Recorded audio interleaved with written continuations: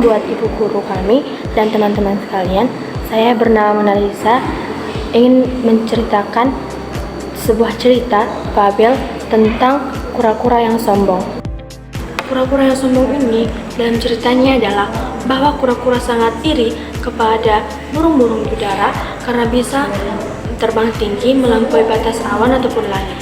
Maka dari itu, kura-kura ingin meminta tolong kepada burung-burung agar burung-burung bisa membantu kura-kura untuk terbang tinggi dan bisa melampaui batas awan. Kura-kura pun minta tolong kepada burung-burung agar bisa menolong kura-kura untuk bisa terbang tinggi dan melihat semua alam dari ketinggian dari awan ataupun langit. Maka dari itu, kura-kura pun langsung memanggil burung-burung. Lalu dengan itu, burung-burung pun sangat kebingungan. Dan burung-burung pun memikirkan caranya bagaimana burung-burung agar bisa membantu kura-kura untuk bisa terbang melampaui batas awan ataupun langit. Nah, maka dari itu burung-burung pun memikirkan ide ataupun cara.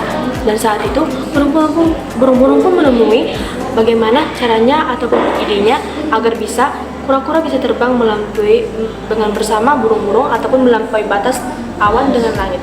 Maka burung-burung pun mengambil kayu batang, seperti kayu batang bisa membawa kura-kura untuk terbang tinggi. Dengan itu, kura-kura pun menggigit kayu yang ada di sini, lalu kura-kura pun bisa terbang tinggi. Karena kura-kura menggigit kayu batang yang diberikan oleh burung-burung, dan burung-burung itu pun terbang tinggi. Dan kura-kura ditinggalkan dari belakang, dan kura-kura pun seperti ini menggigit kayu-kayu batang yang diberikan oleh burung-burung agar bisa terbang. Nah, kura-kura sudah bisa terbang dan menggigit kayu ini. Lalu, kura-kura pun ingin meninggikan hatinya atau menyombongkan dirinya kepada hewan-hewan lain. Walaupun kura-kura sudah terbang tinggi, tapi kura-kura itu tidak lebih tinggi daripada burung. Kura-kura masih belum di batas awan, tetapi burung-burung sudah di batas awan. Nah, maka dari itu kura-kura pun ingin meninggikan diri kepada hewan-hewan yang ada di situ dan melihat kura-kura. Kura-kura pun mengatakan seperti ini kepada hewan-hewan lain, tetapi hewan-hewan lain itu pun tidak mendengar. Nah, karena itu kura-kura pun ingin berbicara juga kepada hewan-hewan lain dan menyombongkan diri kepada hewan-hewan lain. Karena kura-kura menggigit batang kayu yang seperti ini di mulutnya, maka kura-kura pun kebingungan bagaimana berbicara kepada hewan-hewan lainnya. Kura-kura pun melepaskan kayu seperti ini, seperti itu. Kura-kura pun terjatuh lalu terluka.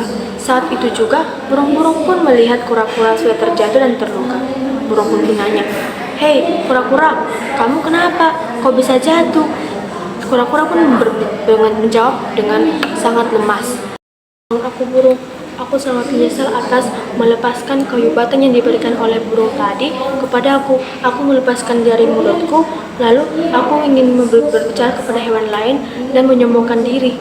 Lalu habis itu aku pun terjatuh dan terlentang sehingga terluka di bawah tanah.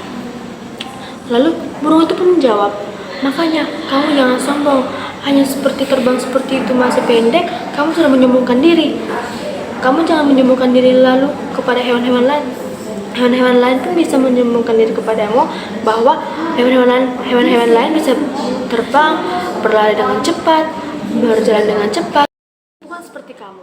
Kamu sudah tidak bisa berlari cepat, tidak bisa berjalan cepat, tidak bisa terbang tinggi karena cangkangmu yang sangat berat dan besar itu. Kamu masih menyombongkan diri.